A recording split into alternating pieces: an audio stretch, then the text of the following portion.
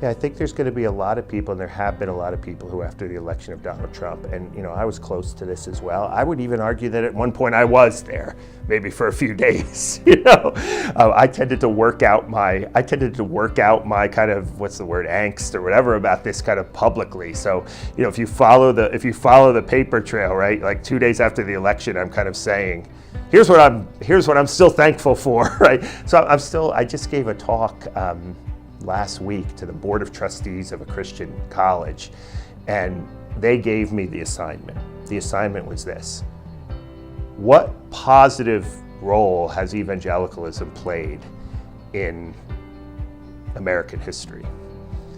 That's a tough question for a historian, especially after, in the previous question I answered about the dark side, right, of evangelicalism. That's a tough question because we don't tend to kind of speak in kind of moral categories, right? It's good or bad, right? No, this is what happened and you guys parse it out, right?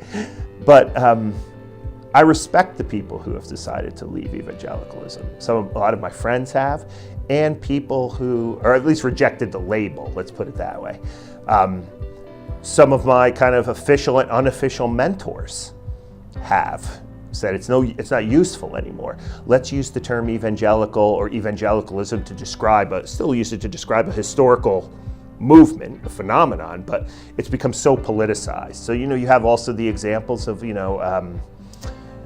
Princeton's Evangelical Fellowship, their student group, they took evangelical out of their name. You see a lot of big mega churches, and I think this happened before Trump, but they're removing the term evangelical because it has such political connotations. I respect that. For me, and it really was through a lot of discussions with my editor, David Bratt, on this. He convinced me that I'm actually in the process of defending the term in this book. Kind of like I'm not willing to let it go to the politician, to the court evangelicals, or the 81%, or I think there's something about evangelical, the word, the good news, the gospel, the authority of the scriptures, the cross, that's worth defending and worth saving from the way it's been so politicized. So I think when you read this book, I think you'll still see me kind of struggling with this a little bit, because I've always been a kind of very uneasy evangelical since I converted. I would say got saved, right, at age 16. Right? But I've always been uneasy because I was formed in another religious tradition that also had a profound effect on my moral formation and upbringing. But while I remain uneasy with evangelicalism, I don't think I'm willing yet to go all the way and say I'm not going to identify with that term.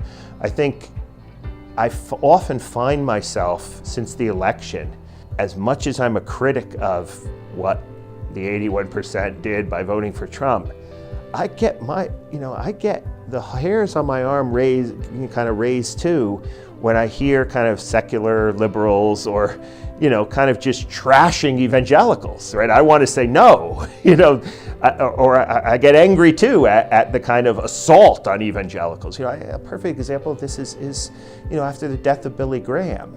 My natural instinct was to say this man lived he had flaws. We all had flaws. He could have maybe done more in certain areas, but this man, lived an honorable, God-fearing life, as I understood it. He had his slip-ups. I actually write about some of his slip-ups in the book.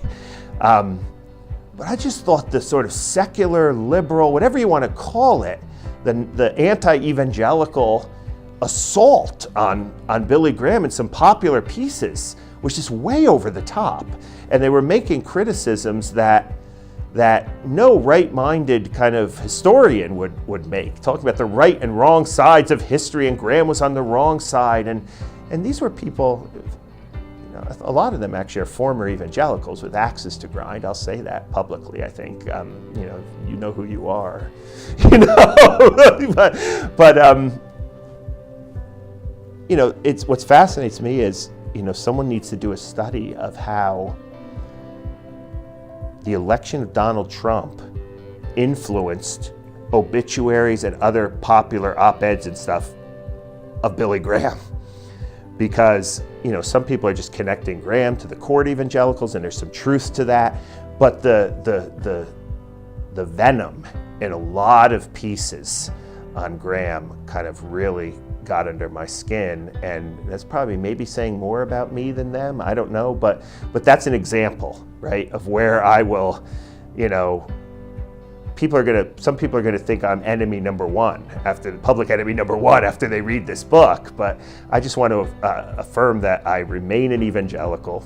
I still believe in those things that evangelicals believe in, and I'm always going to be a critic too, right? It's sort of insider-outsider kind of thing.